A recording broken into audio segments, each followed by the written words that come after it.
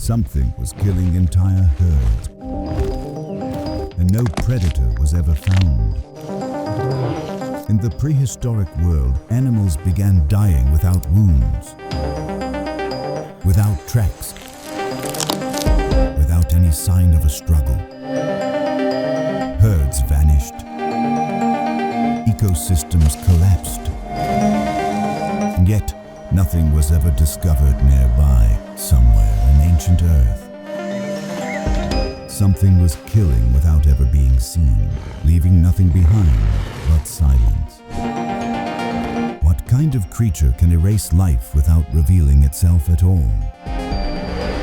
Stay with me, because by the end of this story, you'll understand how this unseen killer worked, and why its existence still unsettles scientists. Today, the landscape looked normal, too normal. Rivers moved quietly, herds grazed, predators stopped, nothing looked wrong.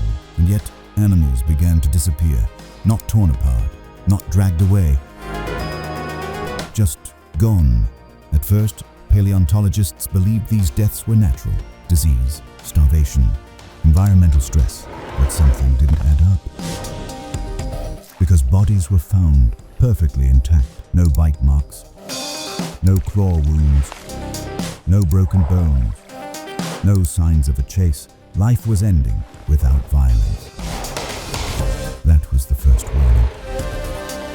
Picture an ancient watering hole. Massive herbivores gather in cautious circles while smaller animals linger at the edges. This is usually where danger announces itself. Ripple, movement, panic, but nothing happens. Hours later, one animal collapses.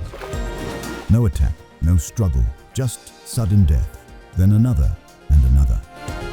Whatever was killing here wasn't chasing prey. It wasn't ambushing.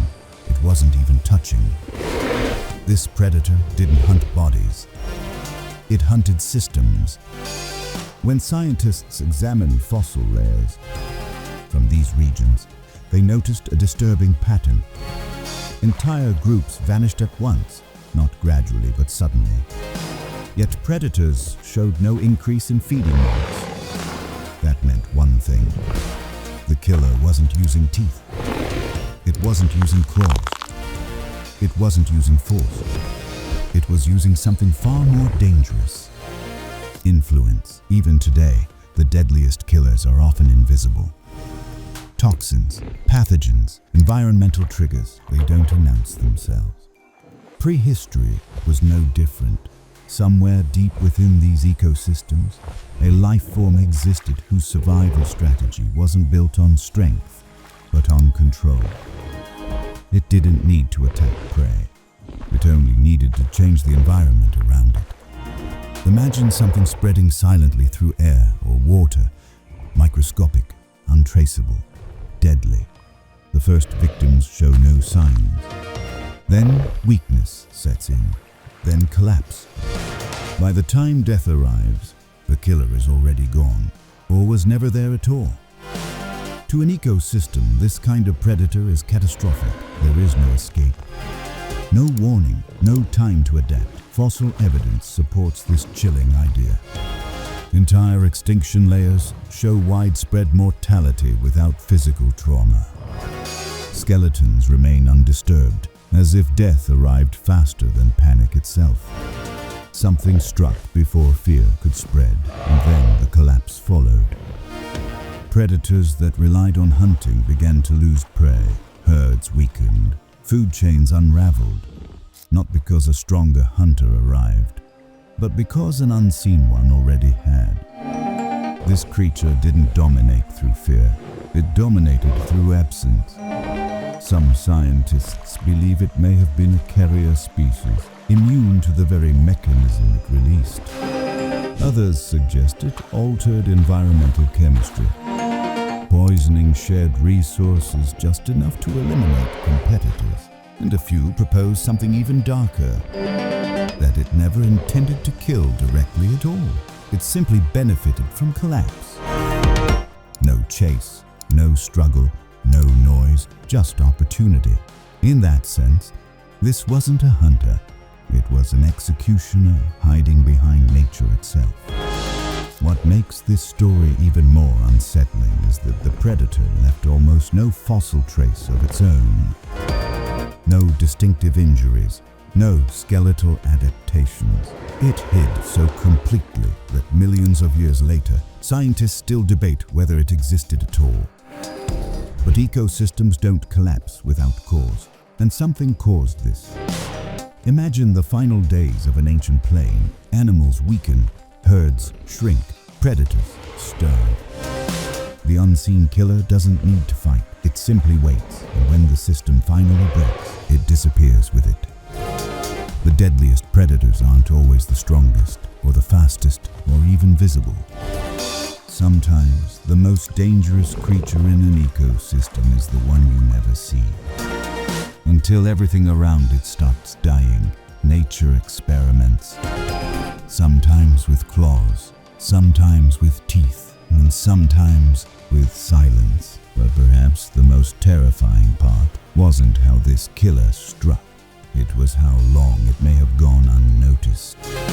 For generations, animals returned to the same watering grounds, followed ancient migration paths, and lived by instincts that had protected their species for millions of years.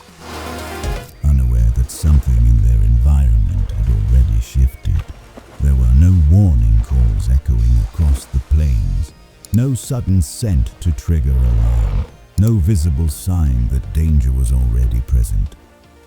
Just a quiet, accumulating pressure on the ecosystem. Imagine herds growing smaller with each passing season, predators wandering farther in search of prey that no longer appeared, territories falling silent where life once thrived. To any single creature, the change would have been almost impossible to detect, gradual enough to ignore, yet powerful enough to rewrite the balance of an entire world. And by the time the survivors sensed that something was wrong, the collapse was no longer approaching. It had already begun. So think about this. If a predator could erase entire species without ever being seen, how many others shaped evolution the same way? And how many threats go unnoticed until it's already too late? Because history has already proven something terrifying. The deadliest predators are rarely the ones we can see. Sometimes dominance doesn't collapse because something stronger arrives. Sometimes it collapses because something invisible does. If this unseen killer changed how you think about prehistoric danger, subscribe for more untold chapters from Earth's darkest past. And if a predator that never touched its victims sounds terrifying, wait until you hear about the hunter that survived extinction itself when everything else burned.